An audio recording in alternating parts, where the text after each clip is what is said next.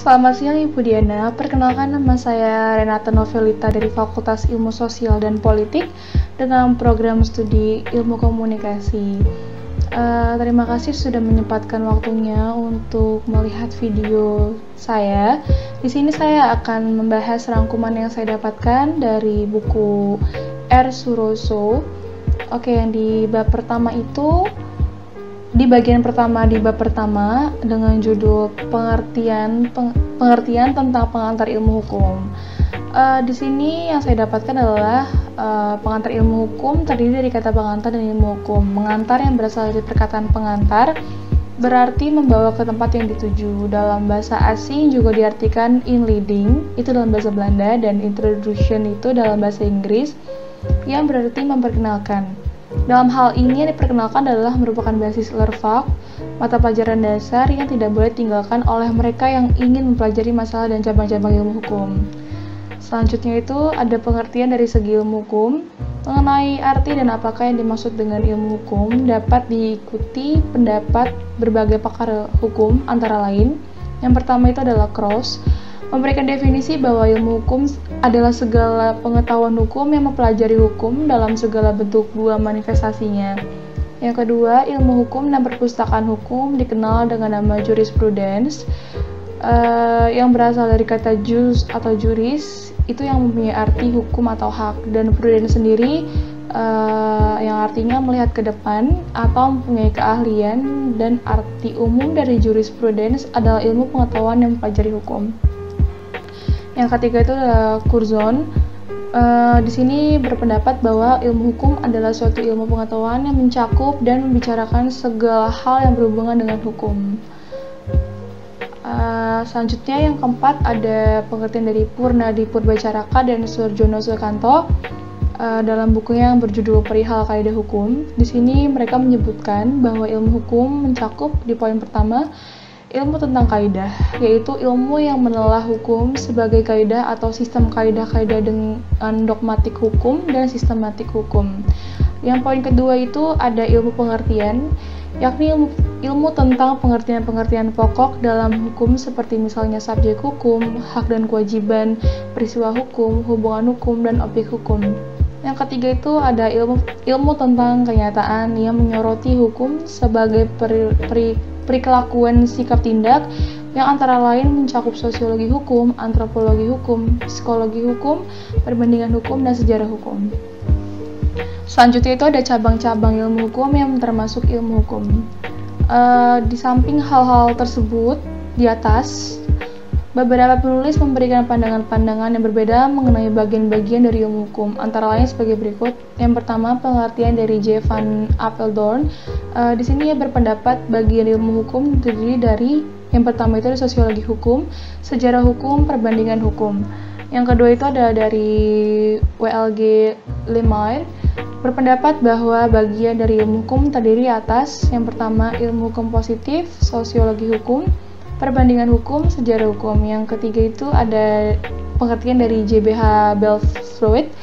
Di sini ia berpendapat bahwa hukum terdiri atas dogmatik hukum, sejarah hukum, perbandingan hukum, politik hukum, dan ajaran hukum umum. Yang terakhir ada dari Profesor Leon Hoek, SH. Di sini ia berpendapat bagian ilmu hukum terdiri atas yang pertama, ilmu hukum positif, sosiologi hukum, sejarah hukum, perbandingan hukum, ilmu hukum dogmatik atau ilmu hukum sistematis. Oke, yang kedua itu ada sejarah singkat pengantar ilmu hukum. Istilah pengantar ilmu hukum tidak tercipta begitu saja, tetapi mempunyai sejarahnya sendiri. Pengantar ilmu hukum berasal dari terjemahan Belanda. Itu ada inleiding tot de rechtswetenschap. Ini istilah ini dipakai pada tahun 1920, yaitu dimasukkan dalam Hoger Onderwijswet atau Undang-Undang Perguruan Tinggi di negeri Belanda. Inleiding tot rechtswetenschap adalah sebagai pengganti dari istilah encyclopedie der Rechtswetenschap, yaitu suatu istilah yang semua dipergunakan di negeri Belanda. Yang ketiga itu Istilah In leading toward the Rechtswendtenschap merupakan terjemahan dari Einführung in die Rechtswissenschaft, suatu istilah yang dipergunakan di Jerman pada akhir abad 19 dan permulaan abad ke-20. Yang keempat itu ada di Indonesia sendiri, In leading toward the Rechtswendtenschap telah dikenal sejak tahun 1924 dengan didirikannya Rechtshochschule atau Sekolah Tinggi Hukum di Batavia atau Jakarta, di mana dimasukkan dalam kurikulumnya. Dan yang terakhir itu ada juga sejarahnya pengantar ilmu hukum itu dipergunakan untuk pertama kalinya di perguruan tinggi atau Universitas Gadjah Mada atau UGM yang dari tanggal 3 Maret 1946. Sebenarnya jauh sebelum itu, tepatnya pada tahun 1942, istilah pengantar ilmu hukum sudah dipelajari berbagai terjemahan dari In leading toward the Rechtswendtenschap dan sampai sekarang dijadikan mata kuliah dasar setiap perguruan tinggi di seluruh Indonesia. Yang selanjutnya bab 3, yaitu dengan judul Peran dan Fungsi Pengantar Ilmu Hukum. Di poin pertama, memberikan introduksi atau memperkenalkan segala masalah yang berhubungan dengan hukum, berusaha untuk menjelaskan tentang keadaan, inti, maksud, dan tujuan dari bagian-bagian yang penting daripada hukum serta bertalian antara berbagai bagian tersebut dengan ilmu pengetahuan hukum. Poin ketiga, memperkenalkan ilmu hukum, yaitu pengetahuan yang mempelajari segala seluk-beluk daripada hukum dalam segala bentuk dan manifestasinya. Yang poin keempat, merupakan dasar dalam rangka studi hukum. Poin kelima, mengkualifikasikan mata pelajaran, pendahuluan, pembukaan ke arah ilmu pengetahuan hukum pada tingkat persiapan. Yang selanjutnya itu yang ke bab 4, ada kedudukan pengantar ilmu hukum di antara ilmu sosial lainnya. Sebagai suatu mata pelajaran yang termasuk dalam golongan ilmu sosial, kedudukan pengantar ilmu hukum adalah sejajar dengan ilmu-ilmu sosial lainnya. Bisa dilihat ditinjau dari segi ilmu sosial. Ditinjau dari ilmu sosial, pengantar ilmu hukum adalah suatu mata pelajaran yang merupakan pengantar ke arah ilmu hukum. Ilmu hukum ini termasuk ilmu sosial yang objek penyelidikannya adalah tingkah laku manusia dan masyarakat dalam berbagai bentuknya yang mempelajari ilmu hukum, juga masalah manusia, khususnya tentang kaidah-kaidah kehidupannya serta tentang mana yang harus dan mana yang dilarang untuk dikerjakan. Yang kedua itu ditinjau dari segi disiplin hukum. Ditinjau dari segi disiplin hukum, pengantar ilmu hukum merupakan salah satu bagian daripada disiplin hukum bersama-sama dengan filsafat hukum, yaitu ilmu pengetahuan yang mempelajari pertanyaan-pertanyaan mendasar dari hukum atau tentang hakikat hukum, tentang dasar-dasar bagi kekuatan mengikat daripada hukum.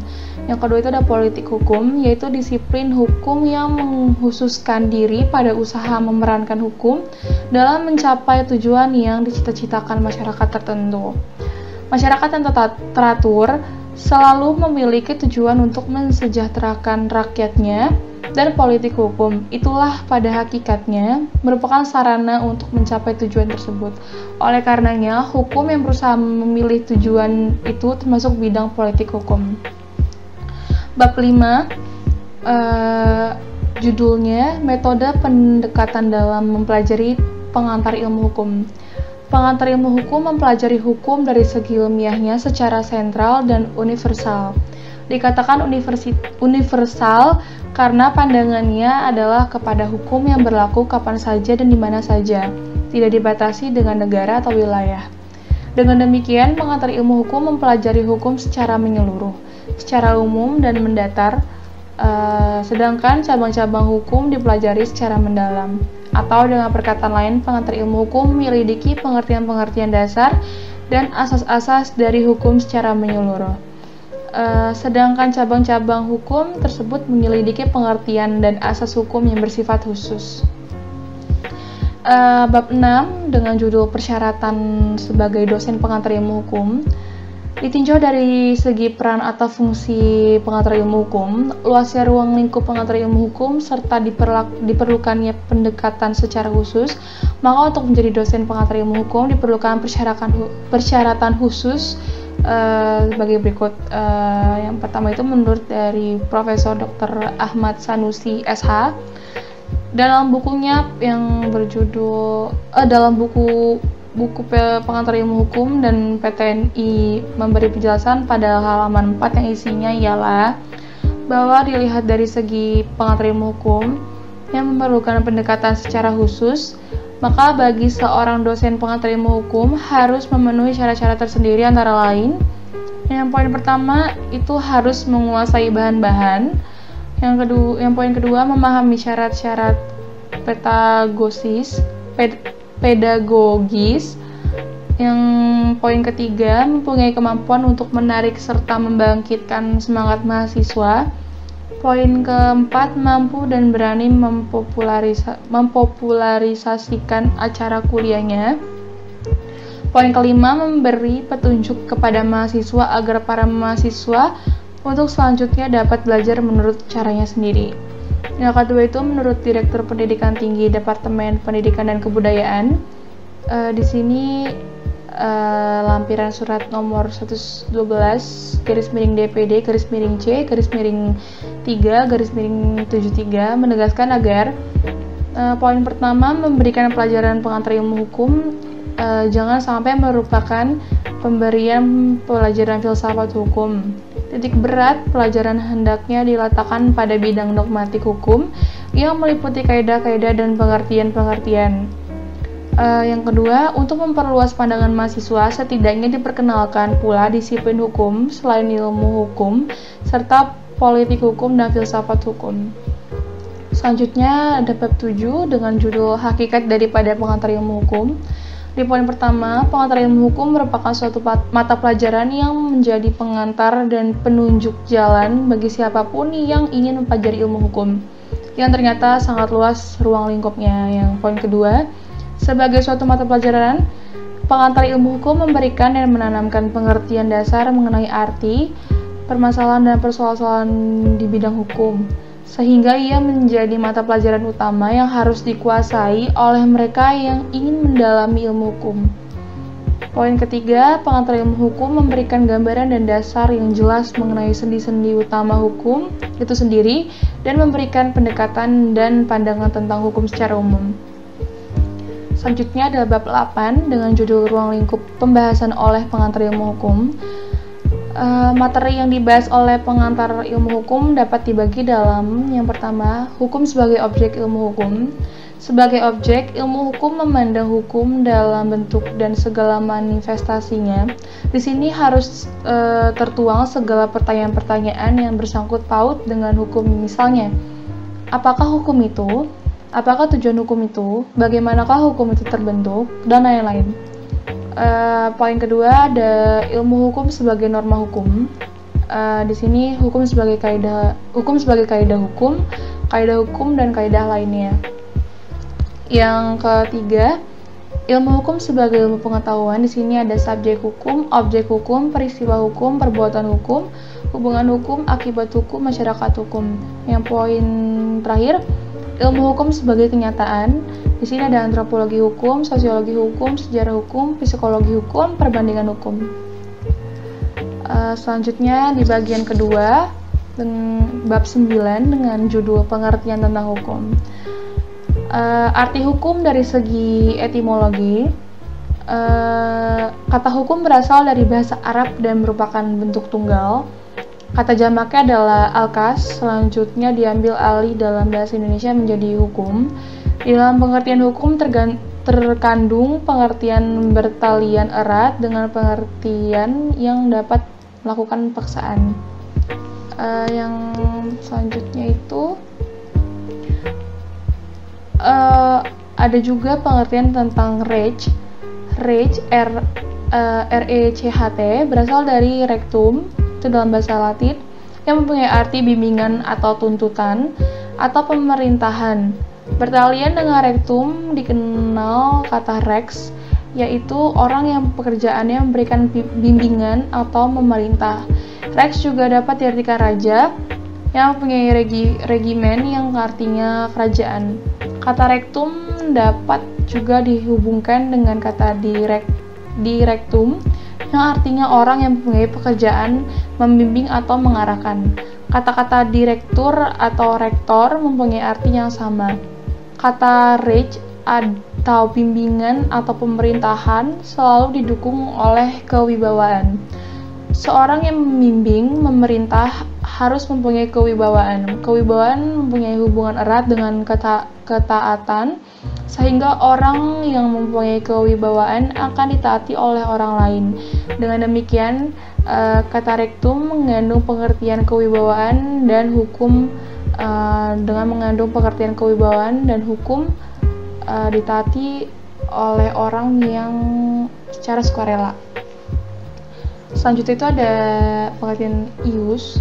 Kata ius atau dalam bahasa Latin berarti hukum, berasal dari bahasa Latin atau lubere, artinya mengatur atau memerintah. Perkataan mengatur dan memerintah itu mengandung dan berpangkal pokok pada kewibawaan.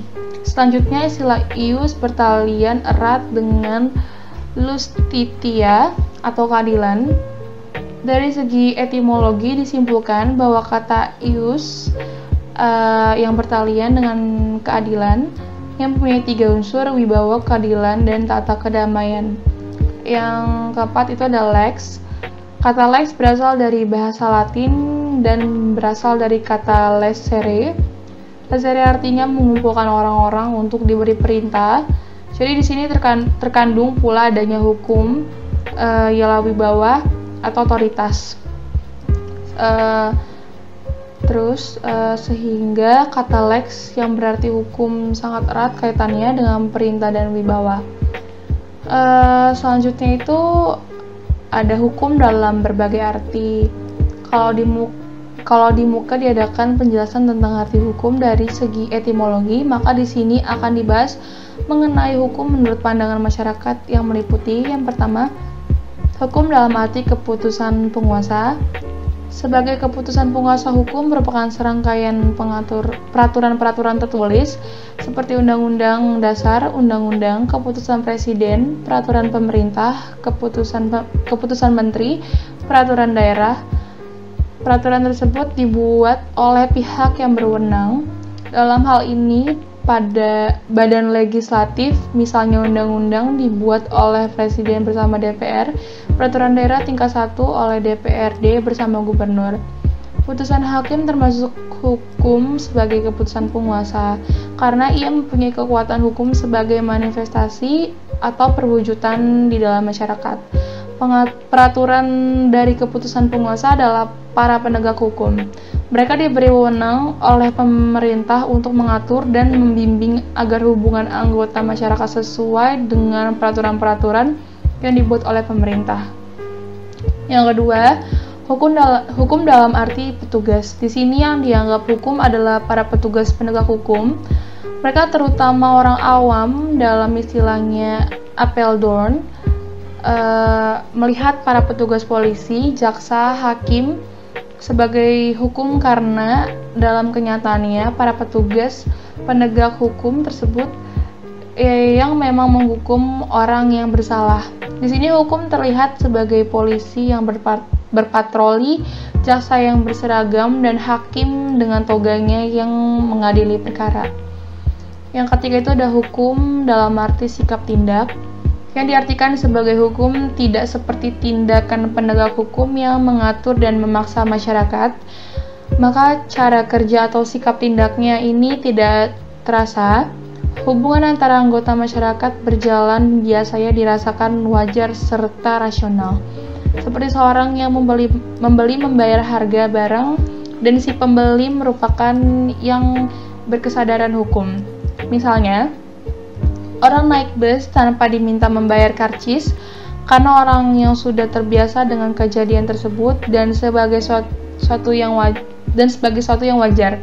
Sikap tindak yang sah tersebut meluas serta berkaitan menjadi wujud pergaulan yang bekerja dan menolong masyarakat menjadi wujud sikap tindak yang teratur dan mapan.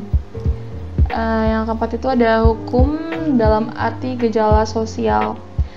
Filosofi Yunani Aristoteles mengatakan bahwa manusia adalah zoon politikon, ialah manusia makhluk yang hidup bermasyarakat. Sejak lahir sampai meninggal, manusia hidup dalam pengalamannya di antara manusia yang lain.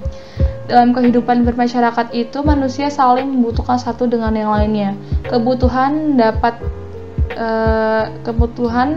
sama dapat lain, bahkan kadang-kadang berlawanan atau bertentangan sebagai kepentingan penjual dengan kepentingan pembeli. Yang kelima, hukum dalam arti kaidah. Di sini ada beberapa poin. Ilmu tentang kaidah atau Norwesenhaft atau Solenwisenhaft, yaitu ilmu yang menelah hukum sebagai kaidah atau sistem kaidah dengan dogmatik hukum dan sistematik hukum. Yang kedua, ilmu pengertian, yakni ilmu tentang pengertian-pengertian pokok dalam hukum seperti misalnya subjek hukum, hak dan kewajiban, peristiwa hukum, hubungan hukum, dan objek hukum. Yang ketiga itu ada ilmu tentang kenyataan atau yang menyoroti hukum sebagai perilaku atau sikap tindak yang antara lain mencakup. Yang poin pertama itu ada sosiologi hukum, yang kedua itu adalah antropologi hukum, poin ketiga psikologi hukum, keempat itu ada perbandingan hukum, yang kelima itu ada sejarah hukum. Yang keenam, hukum dalam arti tata hukum. Hukum dalam arti sebagai ilmu hukum berarti ilmu tentang kaidah atau norma Wissenhaft atau Solenwisenhaft, yaitu ilmu yang menelah hukum sebagai kaidah atau sistem kaidah-kaidah dengan dogmatik hukum dan sistematik hukum. Maka jelaslah bahwa dalam arti ini hukum dilihatnya sebagai ilmu pengetahuan atau yang merupakan karya manusia yang berusaha mencari kebenaran tentang sesuatu yang memiliki ciri-ciri sistematis, logis, empiris, metodis, umum, dan akumulatif. Yang ke-8, hukum dalam arti disiplin. Di sini ada beberapa poin.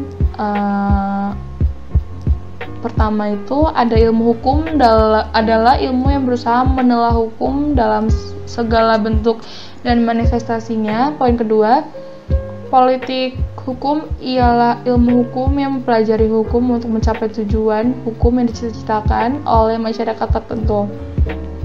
Yang ketiga, filsafat hukum adalah ilmu pengetahuan hukum yang mempelajari dan merenungkan hakikat. Akan di dalam ilmu ini dikemukakan dasar-dasar kekuatan yang mengikat daripada hukum. Yang ke-9 atau yang terakhir, hukum dalam arti ilmu hukum. Hukum dalam arti ilmu hukum adalah hukum yang sedang berlaku di suatu negara. Tata hukum biasanya juga disebut hukum positif atau ius constitutum. Hukum ini diwujudkan dengan peraturan-peraturan yang saling berhubungan dan saling menguntungkan. Tata hukum meliputi perbuatan apa yang tidak boleh dilakukan. Selanjutnya bab 10 dengan judul hukum terdapat di mana saja. Hukum terdapat di mana saja. Di poin pertama, hukum terdapat di seluruh dunia asal ada masyarakat manusia. Hukum itu ada di mana-mana pada setiap waktu dan bagi setiap bangsa. Yang kedua, Apeldoorn pernah menulis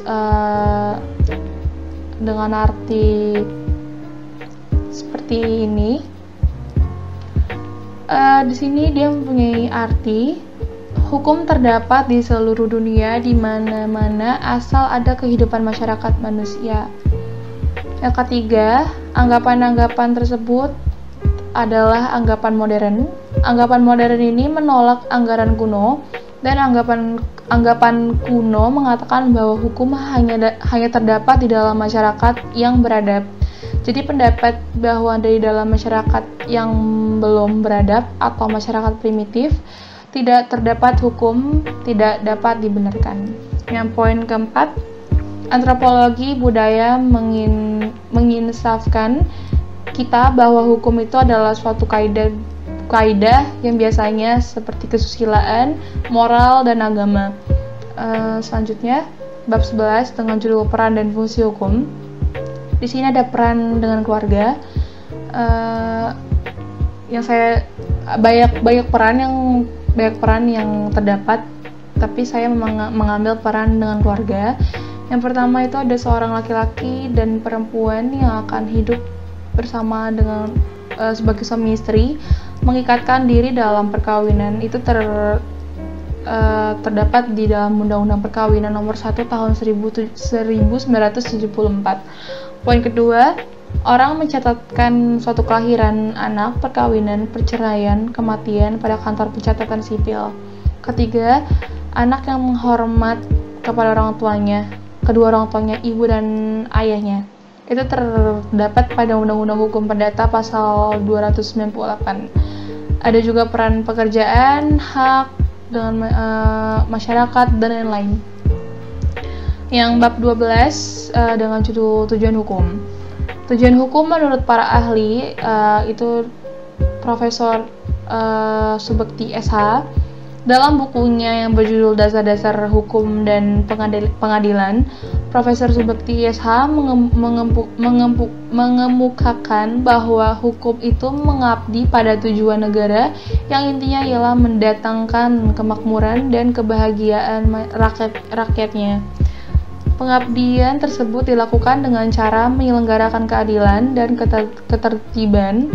Keadilan ini digambarkan sebagai suatu keseimbangan yang membawa ketentraman di dalam hati orang yang apabila melanggar menimbulkan kegelisahan dan guncangan. Kaidah ini menurut dalam keadaan yang sama dan setiap orang menerima bagian yang sama pula. Fungsi hukum itu sendiri adalah sebagai alat pengatur tata tertib hubungan masyarakat, sebagai sarana untuk mewujudkan keadilan sosial lahir dan batin, sebagai sarana penggerak pembangunan, dan yang terakhir sebagai fungsi kritis. Bab 13 dengan judul hukum ditaati orang. Menurut Utrecht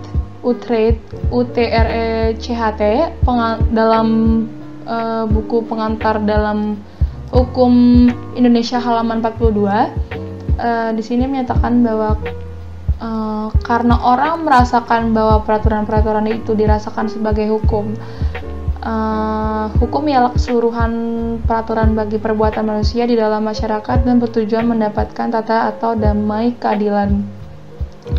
Beberapa teori mengapa hukum harus ditaati. Menurut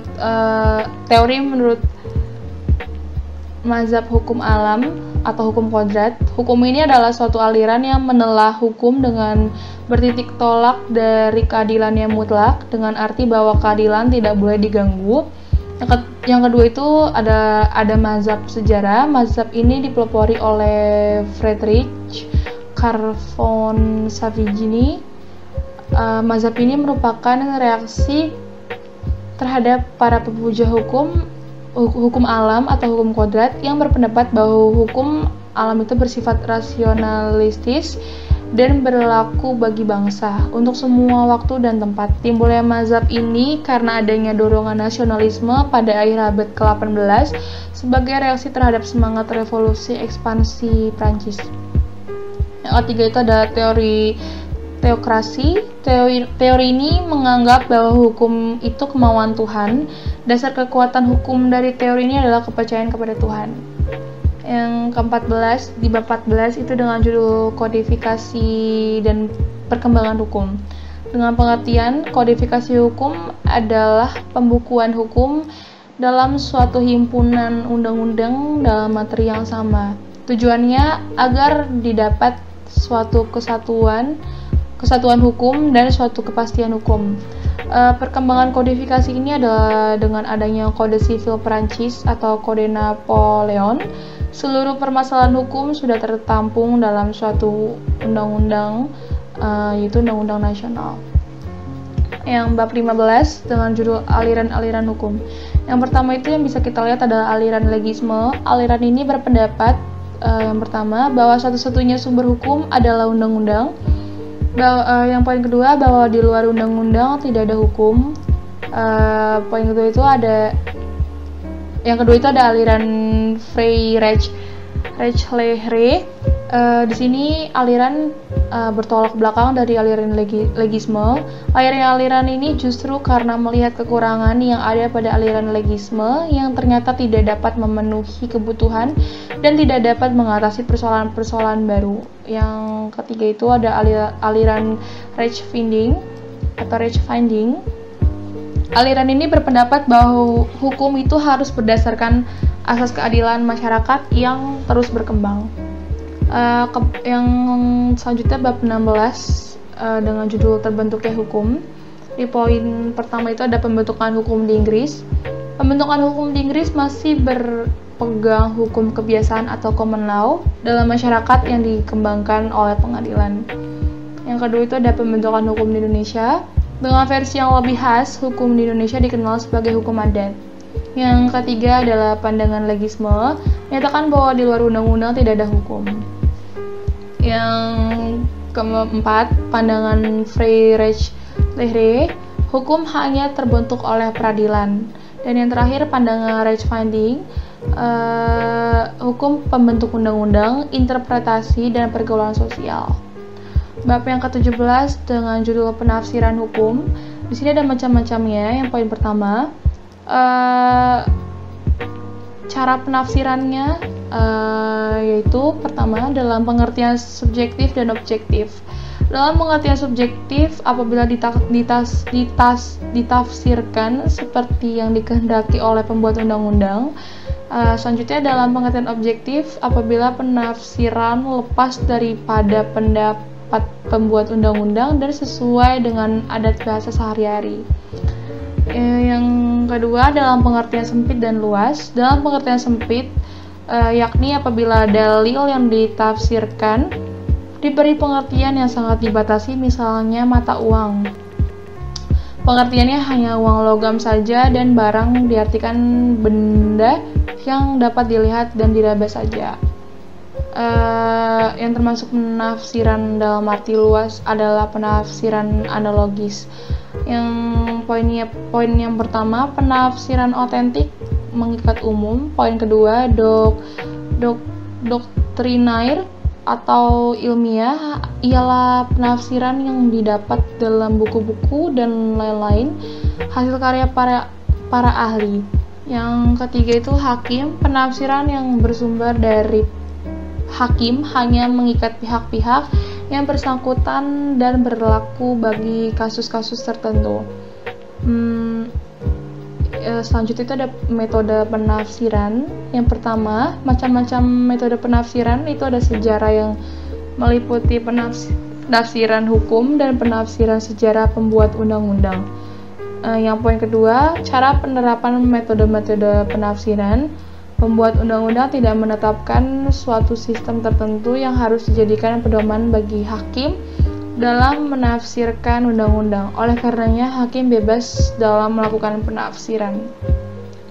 Bab yang ke-18 dengan judul pengisian kekosongan hukum. Di sini ada dua aspek dalam pekerjaan pembuatan undang-undang. Yang pertama itu pembuatan undang-undang selalu ketinggalan dengan kejadian-kejadian sosial yang timbul kemudian di dalam masyarakat, maka hakim sering menambah undang-undang itu. Poin kedua, pembuat undang-undang hanya menetapkan peraturan-peraturan umum saja. Pengisian ruang kosong dalam undang-undang oleh hakim baru dapat diterima dalam bagian kedua abad ke-19.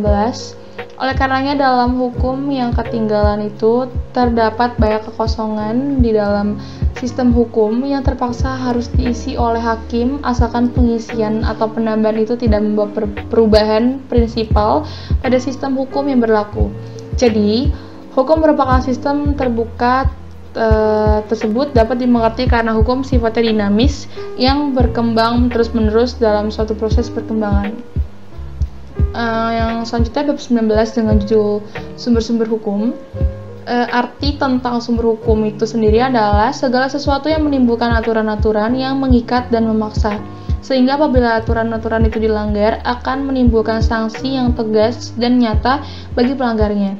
Sebagai asas hukum, sebagai sesuatu yang merupakan permulaan permohonan hukum, misalnya kehendak Tuhan, akal manusia, jiwa, bangsa, dan sebagainya.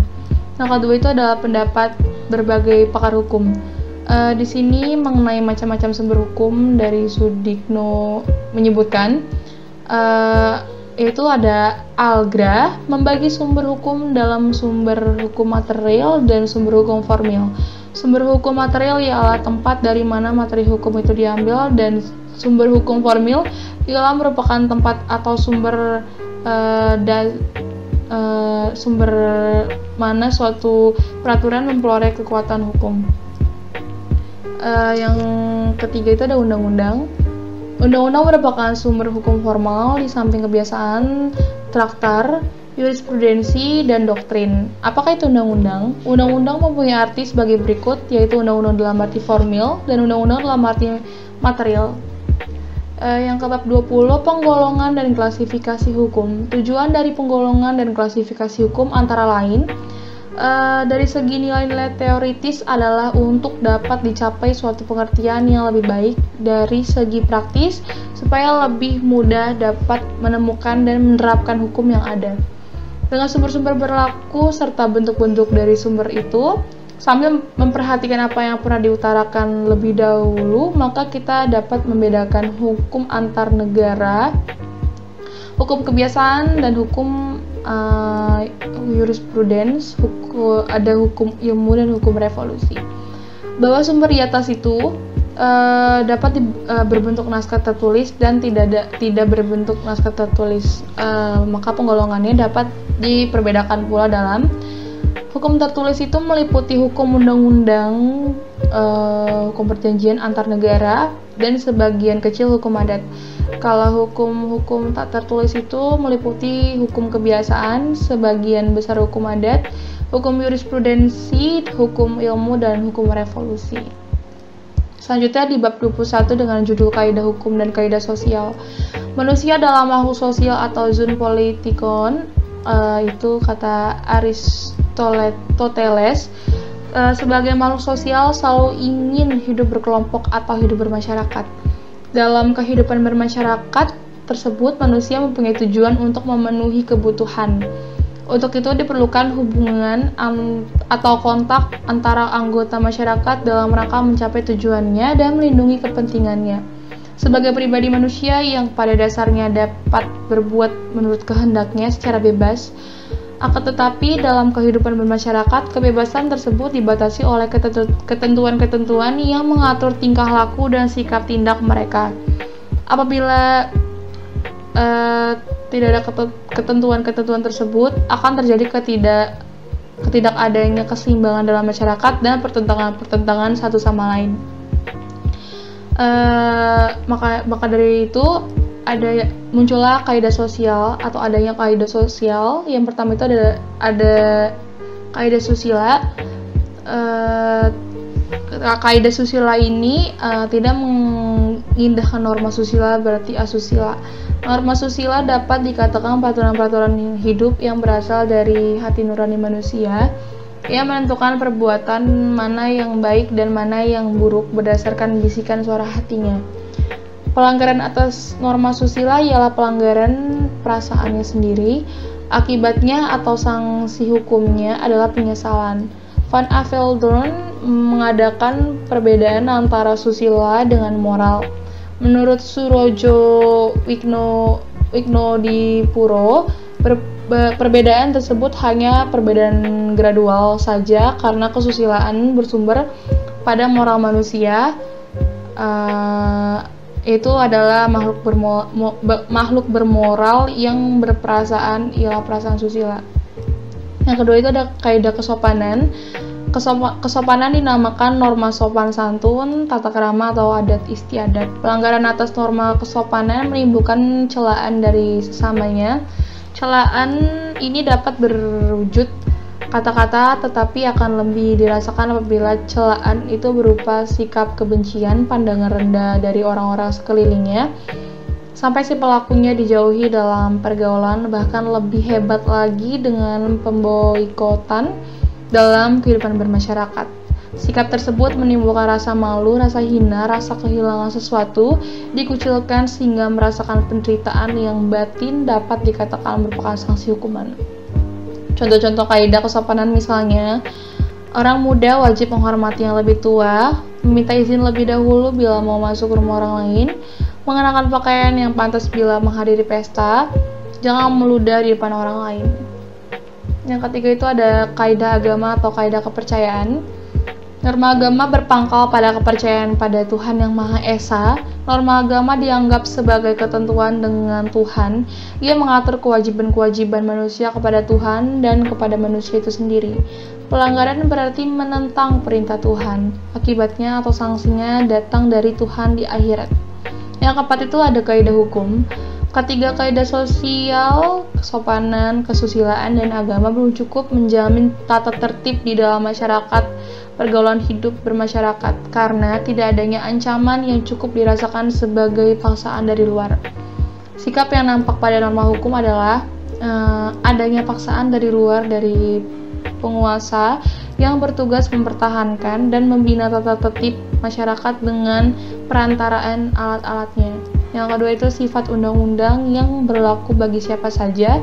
Norma hukum ditujukan kepada sikap lahir manusia. Ia tidak mempersoalkan apakah sikap batin seorang itu baik atau buruk. Yang diperhatikan adalah bagaimana perbuatan lahirnya. Selanjutnya bab 22, subjek hukum pendahuluan. Di sini ada beberapa pengertian. Apakah subjek hukum itu? Yang pertama, subjek hukum adalah sesuatu yang menurut hukum berhak atau berwenang untuk melakukan perbuatan hukum atau siapa yang mempunyai hak dan cakap untuk bertindak dalam hukum. Yang kedua itu, subjek hukum adalah sesuatu pendukung hak yang menurut hukum berwenang atau berkuasa bertindak menjadi pendukung hak. Yang ketiga, subjek hukum adalah segala sesuatu yang menurut hukum mempunyai hak dan kewajiban. Jadi siapa yang menjadi subjek hukum? Pada dasarnya yang dapat menjadi subjek hukum adalah manusia atau orang. Selanjutnya bab 23 itu ada objek hukum. Di sini ada objek benda atau zat. Di sini objek hukum adalah segala sesuatu yang berguna bagi subjek hukum yang dapat menjadi pokok permasalahan dan kepentingan bagi para subjek hukum. Oleh karenanya dapat dikuasai oleh subjek hukum. Pengetahuan tentang benda atau zat terdapat secara luas pada buku 2 KUH Perdata tentang hukum kebendaan atau Zakenrecht yang berasal dari hukum barat. Buku 2 KUH Perdata itu berisi tentang ia mengatur secara hukum dan luas tentang benda yang terdiri dari benda berwujud, benda bergerak, benda tetap, dan benda tak berwujud. Selanjutnya itu manusia sebagai objek hukum. Dapatkah manusia menjadi objek hukum? Ya, dapat, bisa. Sepanjang hak dan kewajibannya sebagai subjek hukum dilenyapkan atau dicabut. Dalam keadaan demikian, maka manusia dianggap sebagai benda yang dapat dijual belikan atau disewakan, disiksa, bahkan dapat disembelih seperti binatang tanpa adanya suatu pembelaan pun. Ini dalam keadaan semacam itu pernah terjadi pada zaman perbudakan sebelum abad pertengahan sampai abad 17 sampai 18. Dalam sila kedua dari Pancasila ditegaskan bahwa manusia diakui diberlakukan sesuai dengan harkat dan martabatnya sebagai makhluk Tuhan Yang Maha Esa, sama hak dan kewajiban tanpa membedakan suku, keturunan, agama dan kepercayaan, jenis kelamin, kedudukan sosial, warna kulit dan sebagainya. Agama menurut ketentuan agama, maka tidak dibenarkan manusia diperlakukan dan dianggap sebagai objek hukum seperti binatang. Dan ini menegaskan bahwa dalam agama, manusia adalah makhluk yang sempurna di muka bumi ini, yang mempunyai kedudukan yang lebih tinggi daripada makhluk lainnya atau binatang.